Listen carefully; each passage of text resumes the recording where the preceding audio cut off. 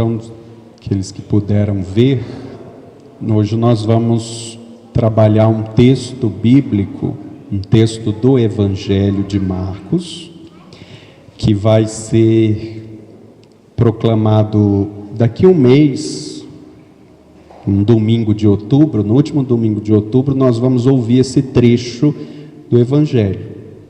Então hoje nós vamos poder estudar um pouco mais com calma esse texto e perceber um pouco essa relação daquilo que nós falamos semana passada, né, da Sagrada Escritura com a liturgia. E com certeza daqui a um mês, quando vocês ouvirem esse Evangelho, vocês já vão ter uma outra visão desse texto, a partir desse estudo que nós vamos fazer aqui hoje. Então, para começar, eu trouxe aqui um mapa para a gente entender como era essa região que Jesus vivia, e também saber que ele andou toda essa região aí. Então nós vamos ver muitas vezes no Evangelho, Jesus foi de uma cidade para outra, e isso tudo a pé, né? Então é importante a gente conhecer mais ou menos onde se localiza, para a gente, ao ouvir, ter mais ou menos uma noção. Então nós temos essa parte vermelha, que é chamada Galileia.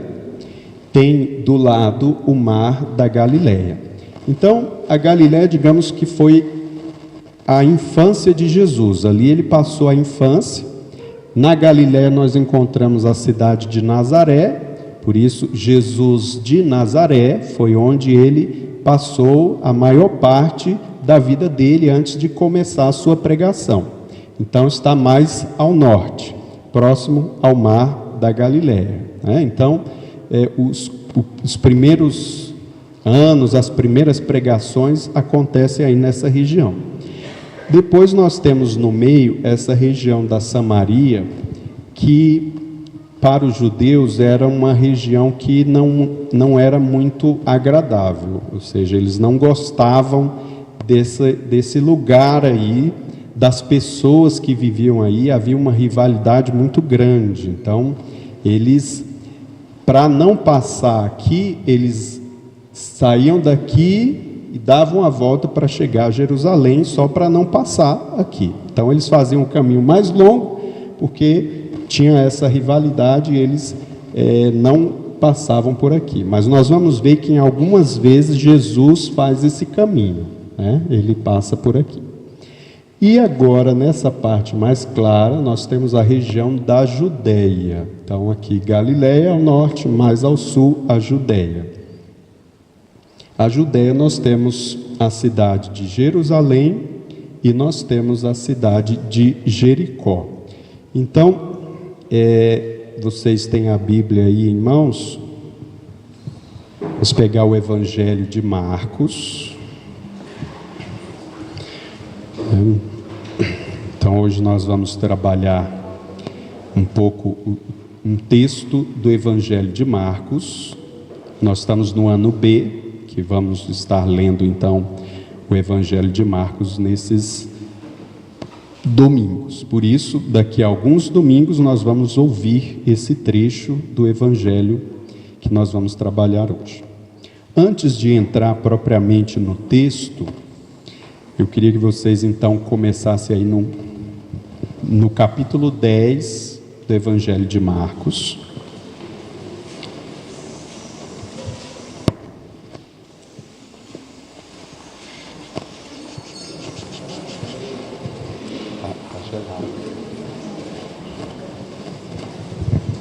Então, no capítulo 10 do Evangelho de Marcos.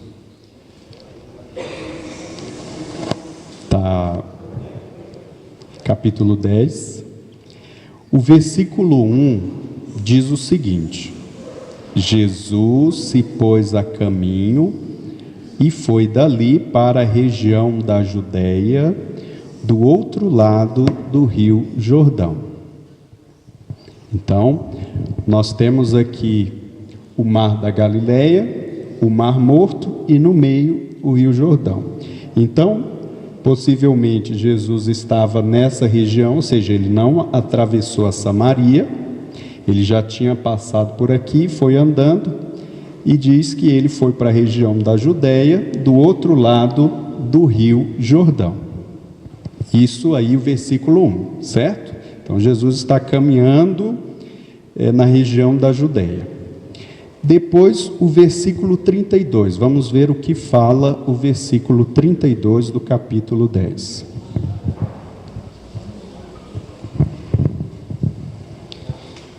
Estavam a caminho subindo para Jerusalém. Estavam a caminho subindo para Jerusalém. Então, Jerusalém está aqui na região da Judéia. Se vocês não sabem, o Mar Morto ele está abaixo do nível do mar. Por isso que está falando que Jesus subia para Jerusalém. Jerusalém é mais alta, é uma cidade mais alta aqui nessa região. Jericó também, por estar muito perto do Mar Morto, está abaixo, né? E por isso fala, Jesus está subindo para Jerusalém. Então nós vamos ver várias vezes no Evangelho, Jesus subindo para Jerusalém, porque Jerusalém era uma cidade alta nessa região da Judéia. Isso aí nós vimos no versículo 32. Então, para entender que Jesus está indo para Jerusalém, o Evangelho de Marcos é um evangelho mais curto, então ele resume muito daquilo que foi o ministério de Jesus. E quando fala que Jesus está subindo para Jerusalém, significa que ele está indo para os últimos momentos da vida dele, onde ele vai sofrer a sua paixão, morte e ressurreição. E no caminho ele tem que atravessar a cidade de Jericó. Então, ele está caminhando a Jerusalém, mas ele vai atravessar a cidade de Jericó. Antes de entrarmos no texto, gostaria que nós lêssemos ainda o versículo 35 e o versículo 36 desse capítulo 10. O versículo 35 diz o seguinte: Tiago e João, filhos de Zebedeu, aproximaram-se de Jesus e lhe disseram: Mestre, queremos que faças por nós o que te vamos pedir. Jesus então perguntou: Que quereis que eu vos faça? Então nós vamos gravar esta pergunta que Jesus fez a esses dois discípulos. Que quereis que eu vos faça? Vamos repetir? Que quereis que eu vos faça? Então vamos guardar. Essa pergunta Jesus fez para aqueles dois. Que quereis que eu vos faça? Bom, passado essa parte, agora nós vamos entrar no texto bíblico, que é o versículo 46 até o versículo 52. Alguém poderia ler, por favor, aqui na frente, no microfone? Pode.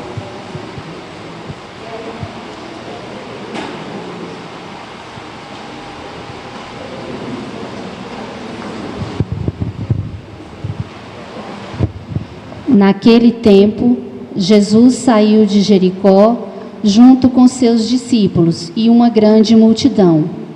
O filho de Timeu, Bartimeu, cego e mendigo, estava sentado à beira do caminho. Quando ouviu dizer que Jesus, o Nazareno, estava passando, começou a gritar: Jesus, filho de Davi, tem piedade de mim.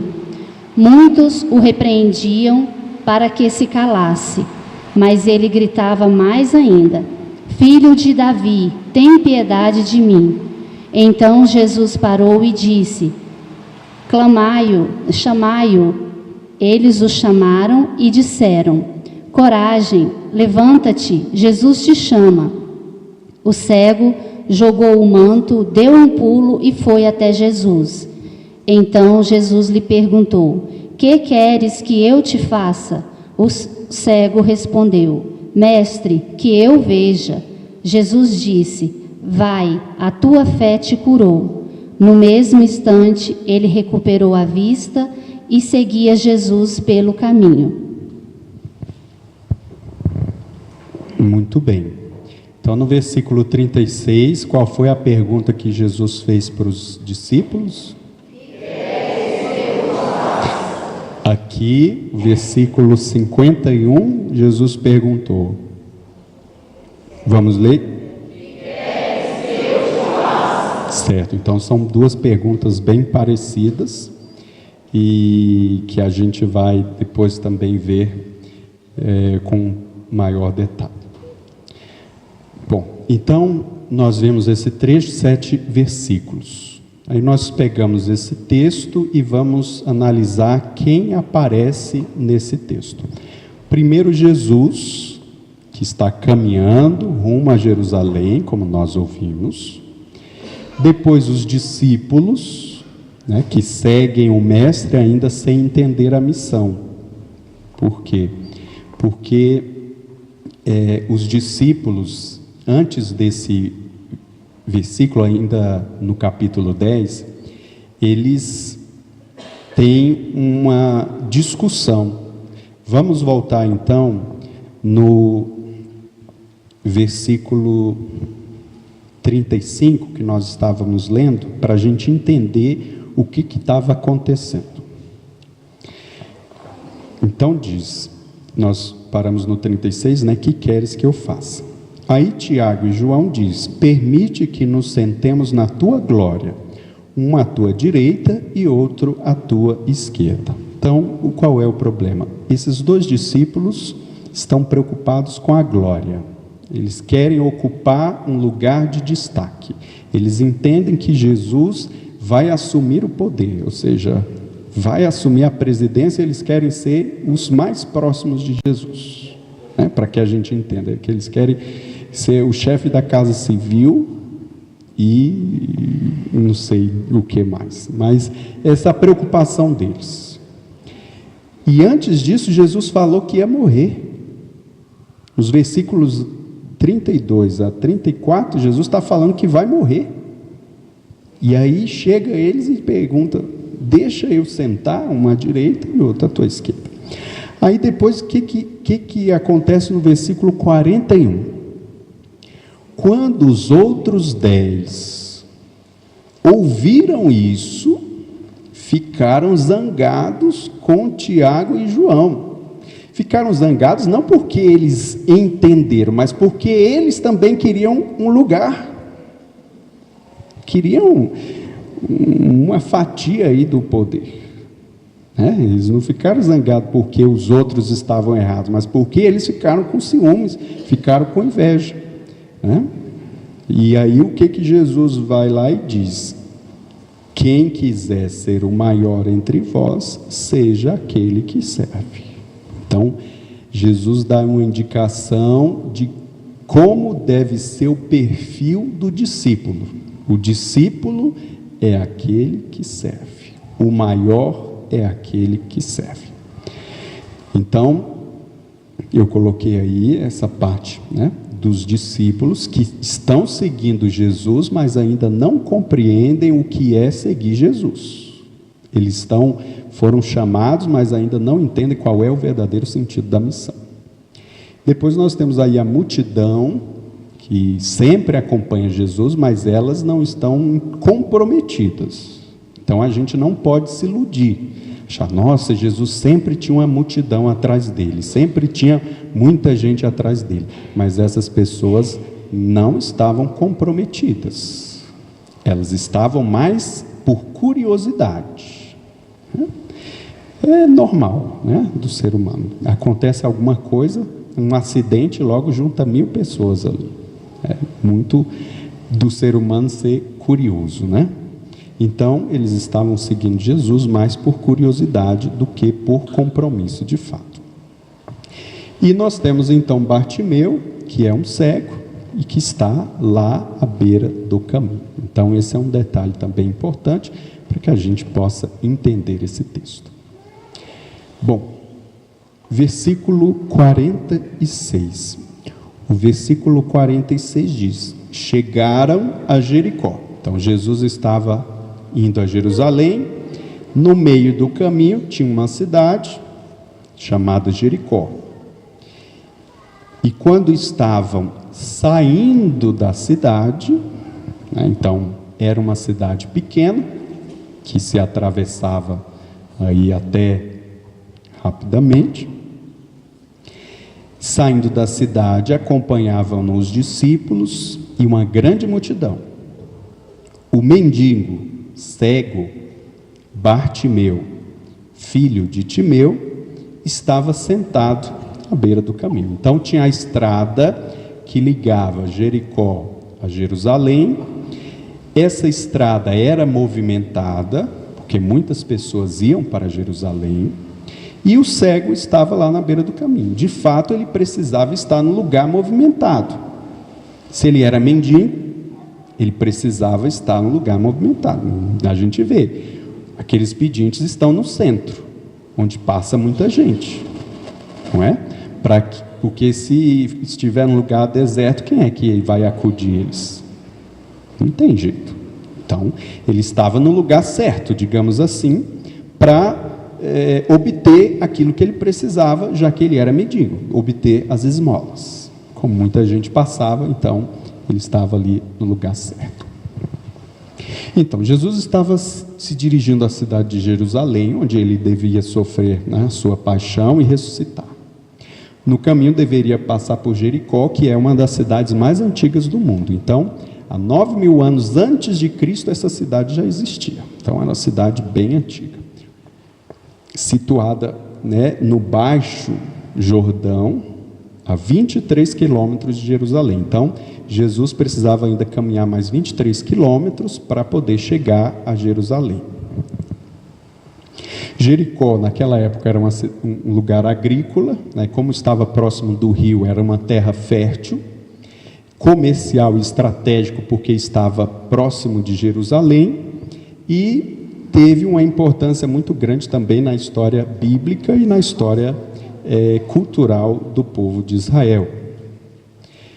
E aí, vocês com certeza já ouviram falar do cerco de Jericó. E o cerco de Jericó é um fato bíblico que está lá em Josué 6. Nós vamos ler alguns versículos, se vocês quiserem abrir o livro de Josué, no Antigo Testamento, no capítulo 6.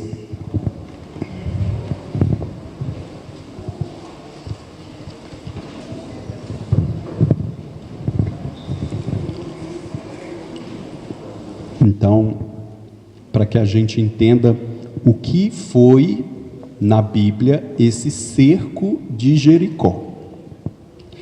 Então, no capítulo 6 do livro de Josué, eu vou ler alguns versículos para que vocês entendam o que foi esse cerco de Jericó.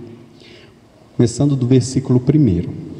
Jericó estava fechada, trancada por causa dos israelitas, e ninguém ousava sair nem entrar. Então, muitas cidades naquele período era toda cercada, era toda murada. Então, tipo os condomínios hoje, né? Só entra se identificando. Então, naquele período nós tínhamos essas muralhas que cercavam as cidades.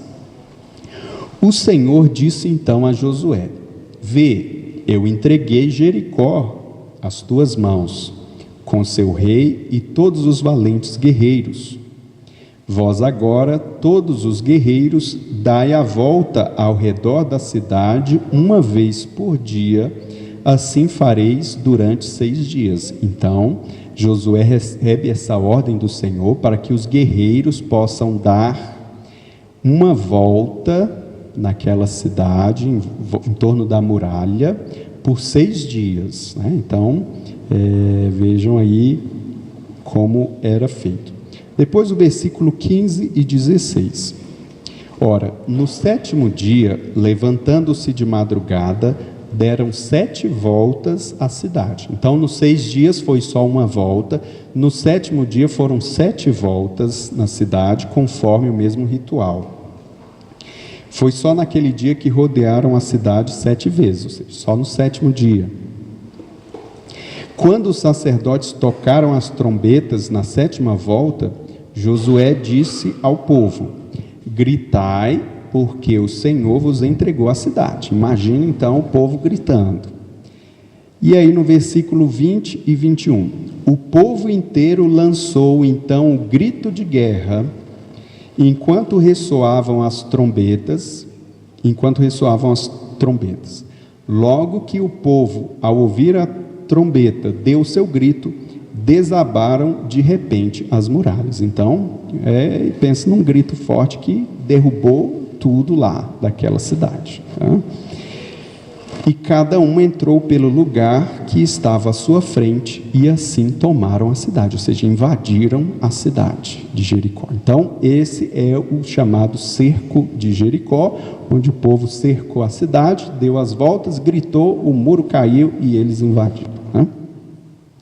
Bom, então, para que a gente entenda um pouco a importância dessa cidade, né, aí descrita no livro de Josué. Então, Jericó é símbolo da nossa cegueira a partir desse livro, né, de Josué, desse texto que nós vimos. Por quê? Porque os israelitas precisavam invadir naquela cidade para atravessar e chegar à terra prometida, né? Jerusalém. Então, Jericó é símbolo dessa cegueira, símbolo desse obstáculo, né? É símbolo também da instabilidade, porque a raiz hebraica do nome Jericó significa cidade da lua, e a lua é sempre a mesma, mas tem as suas fases, assim como a gente, né? Há várias fases, no sentido de que um dia a gente tem aquela fé, no outro dia a gente desanima, e assim a gente vai caminhando, né? Então, representa muito bem o ser humano, com os seus altos e baixos. Jesus atravessa essa cidade acompanhado de seus discípulos e grande multidão.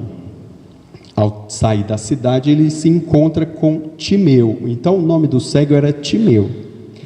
E como ele era filho de um outro Timeu, filho do Timeu, aí se acrescenta Bartimeu. É como o Júnior, que hoje a gente acaba chamando as pessoas, né? Que o filho tem o mesmo nome do pai e acrescenta Júnior para diferenciar. Então, Bartimeu, para diferenciar que ele era filho de Timeu. Então, tem o mesmo nome do seu pai.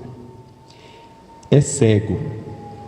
Cego é a primeira característica do discípulo que não consegue ver o plano de Deus. Então, aqueles discípulos que estavam caminhando com Jesus, os 12, estavam cegos ainda.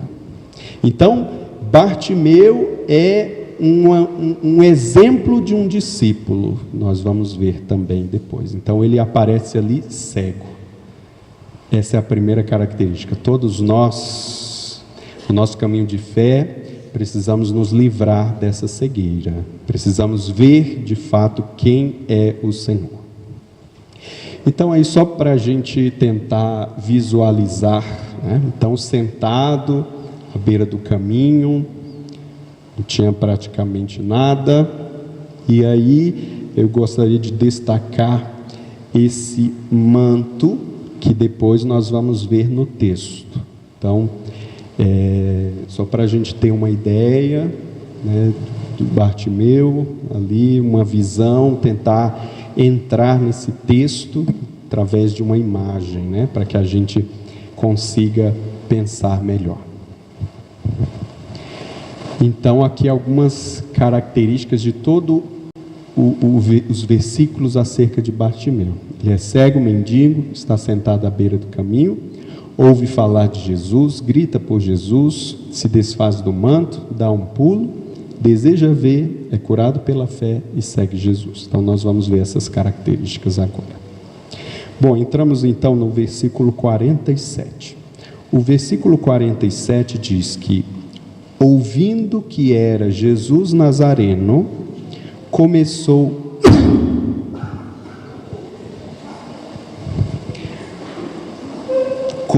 a gritar: Jesus, filho de Davi, tem compaixão de mim.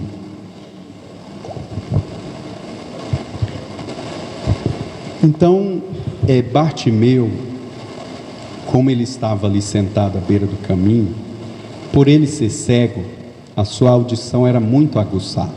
Então, quando a gente perde algum sentido, um outro se torna mais aguçado. Como ele estava ali sempre, ele percebeu que naquele momento tinha algo diferente. Não era um movimento normal. Tinha uma multidão, tinha vindo, e aí o barulho dos passos, o barulho das pessoas, despertaram a curiosidade desse cego. O que está acontecendo? Quem é que está passando aí? Por que esse tanto de pessoas está fazendo esse caminho? E tendo sido informado que estava passando Jesus por ali, brota imediatamente, espontaneamente, uma invocação incontrolável, cada vez mais persistente. De fato, o grito de Bartimeu é uma oração.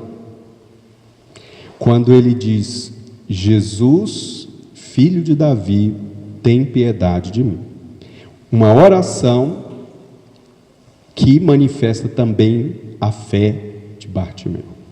Ele não estava gritando por curiosidade, ele já grita com fé. É diferente, né? Então podemos resumir como a oração fundamental do Evangelho. Porque reconhecer nossa miséria e fragilidade foi o que Bartimeu fez. Tem piedade de mim. Foi um pedido de socorro ao único que pode nos salvar. Ele pediu socorro à pessoa certa, porque Jesus é misericordioso. Conforme o nome de Jesus, em Mateus 1:21, nós vamos descobrir que o nome de Jesus é de aquele que salva. Então, Bartimeu fala bem claro: Jesus, filho de Davi, tem piedade de mim. Chamar pelo nome significa intimidade e amizade. Ora, Bartimeu nunca teve contato com Jesus, mas ouviu falar que ele estava passando, e ele não chamou de outro nome, mas chamou do próprio nome: Jesus. Jesus. Então são poucas as vezes que alguém chama Jesus por Jesus.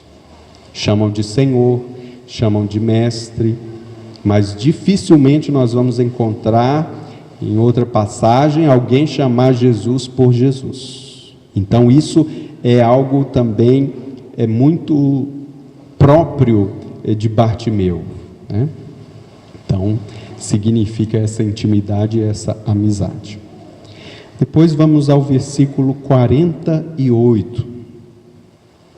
O versículo 48 diz: muitos o repreendiam para que se calasse, mas ele gritava ainda mais alto: Filho de Davi, tem compaixão de mim. Os discípulos que seguem Jesus estão preocupados com o poder, aquilo que nós falamos. Quem é o primeiro? Quem é o maior? Eles ainda não haviam entendido o verdadeiro significado da missão do Messias, que veio para servir, que veio para dar a sua vida.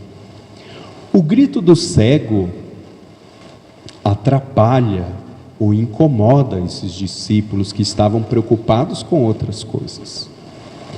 A multidão procurava pessoas que estão próximas acabam nos colocando mais embaixo ainda, né?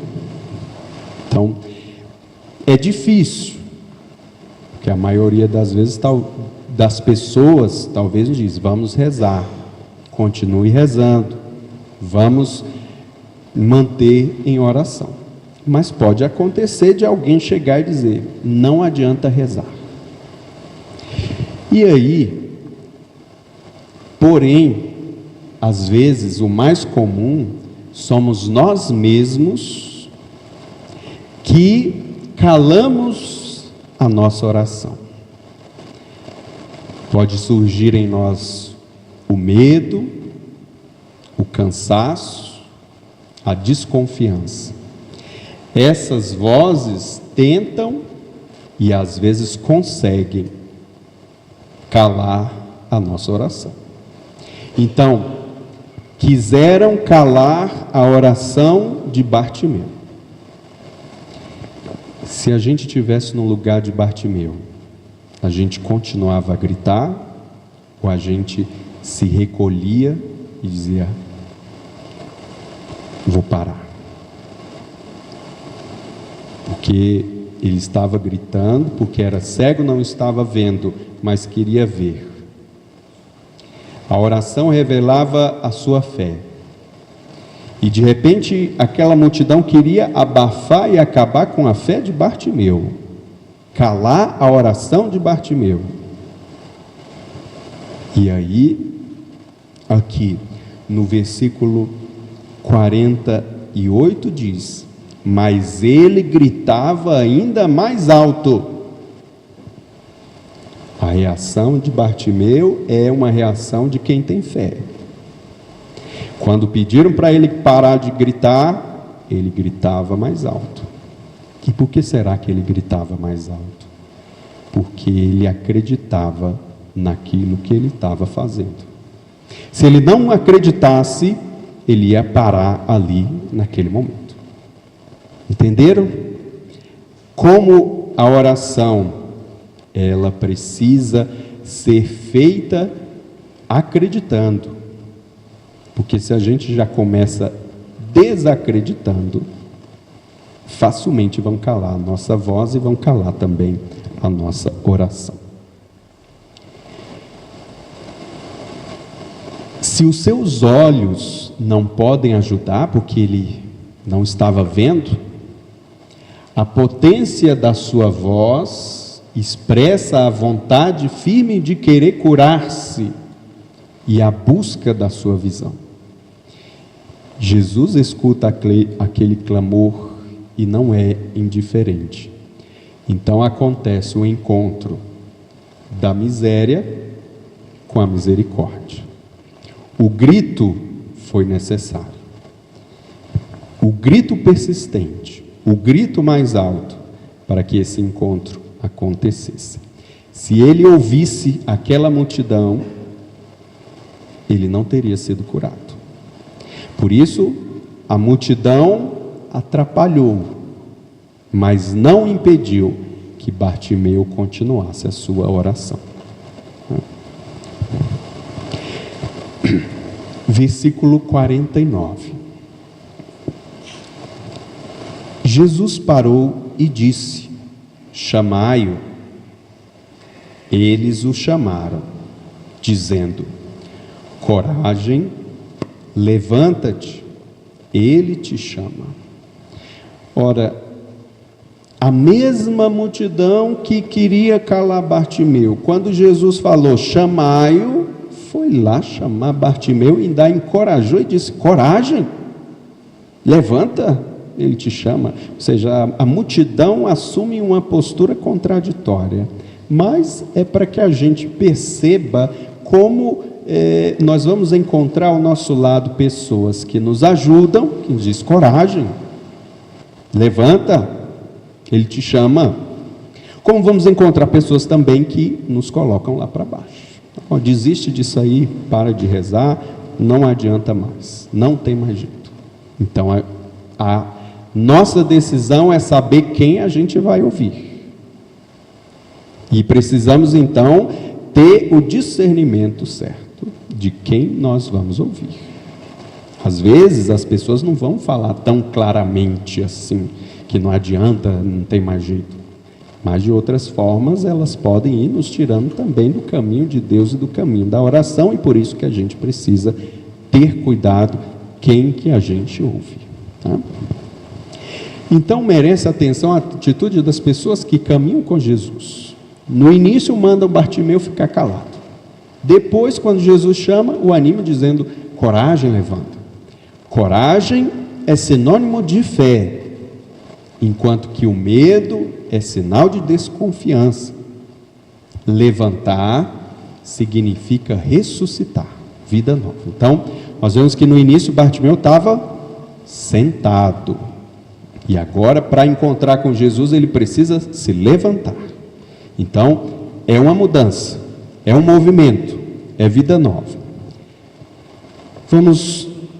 O versículo 50 nos diz: o cego jogou o manto fora, deu um pulo e se aproximou de Jesus. Primeira coisa, jogou o manto fora. Nós vimos lá que o manto, de uma forma ou de outra, era necessário. A gente vê os mendigos aí na rua, eles estão sempre cobertos, né? Sempre com algo, para se proteger. Eles estão na rua, eles não têm casa. Aquilo ali é uma proteção, é necessidade. Pode ser surrado, sujo, rasgado, mas eles precisam.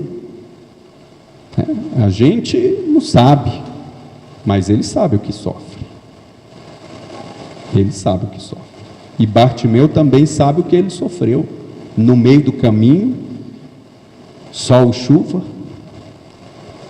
frio, e de repente ele joga fora o manto, como se não fosse mais precisar daquilo, como se a sua vida mais não dependesse daquilo. Durante toda a vida, cego ali, mendigo, ele precisou daquele manto. E de repente, para encontrar Jesus, ele joga fora. Depois, ele dá um pulo. Imagina um cego dando um pulo. Então, a coragem de Bartimeu, a fé, ele largou o manto e deu um pulo. E reagiu com rapidez. Quando falaram coragem, levanta, ele te chama. Bartimeu não pensou duas vezes.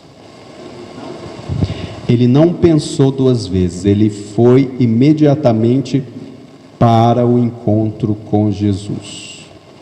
Deixou de lado o seu manto, que era a sua riqueza, era o que ele tinha para se proteger, era a sua segurança, era o seu teto. Ou seja, ele se cobria com o manto para dormir. Ali era a casa dele, digamos assim. E ele sai do seu mundo, do seu fechamento. O manto era considerado uma parte da pessoa, daquele que necessitava. Então, ele desfaz-se de tudo aquilo que naquele momento trazia segurança para ele, e se colocando de pé, ele recupera a sua dignidade. Ele não estava mais sentado à beira do caminho, agora era uma nova pessoa que ia ao encontro de Jesus. Ele se colocou de pé. Jogar o manto supõe desfazer-se não só de algo que é importante, porque serve para proteger, mas sobretudo era o manto que ele utilizava para se sentar, para se cobrir, para colocar até mesmo as esmolas que ele recebia. Bartimeu se desfaz do sustento de vida dele, que eram as esmolas, de tudo o que ele tinha naquele momento. Ele esquece o seu passado, ele deixa para trás a sua vida passada, a sua vida de mendigo, a sua vida paralisado ali na beira do caminho pedindo esmola. E o seu pulo é de fato um salto na fé, porque ele não enxergava ainda, Então ele pulou confiando. Ele deu um pulo confiando. Para poder seguir Jesus. E aí eu deixo essa pergunta: qual o manto que você precisa deixar para de fato seguir Jesus verdadeiramente? Qual a sua segurança que te impede de te entregar e confiar nas mãos de Deus totalmente? Passamos ao versículo 51.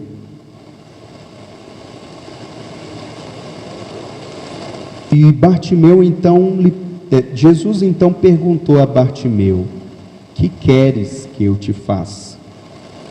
O cego respondeu: mestre, que eu veja.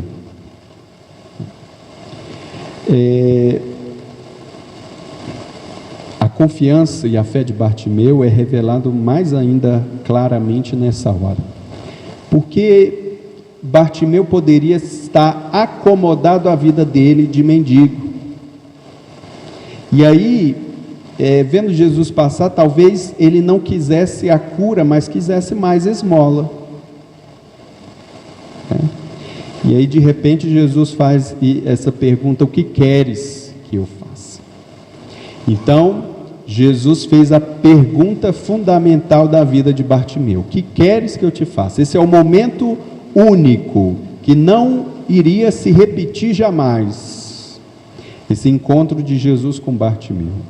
E aí, diante dessa pergunta, que é muito parecida com aquela outra que os discípulos fizeram, nós encontramos aí respostas diferentes. Os discípulos quiseram poder, aqui Bartimeu quer ver. E você já se deparou com essa pergunta? Se você estivesse no lugar do Bartimeu, não digo cego como ele, mas diante de Jesus, e se Jesus pergunta: o que queres que eu te faça? O que você responderia? O que você quer que Deus te faça? O que Jesus deseja te dar? Nós temos a mesma fé de Bartimeu? Nós estamos dispostos a largar o nosso manto, nossa vida de pecado e seguir Jesus? O que queremos de Jesus? Essa é uma outra pergunta também. Bartimeu queria ver, e esse ver mudou a vida dele. Ele não queria esmola, ele não queria uma coisa material, e às vezes a nossa resposta encaminha-se para uma coisa material.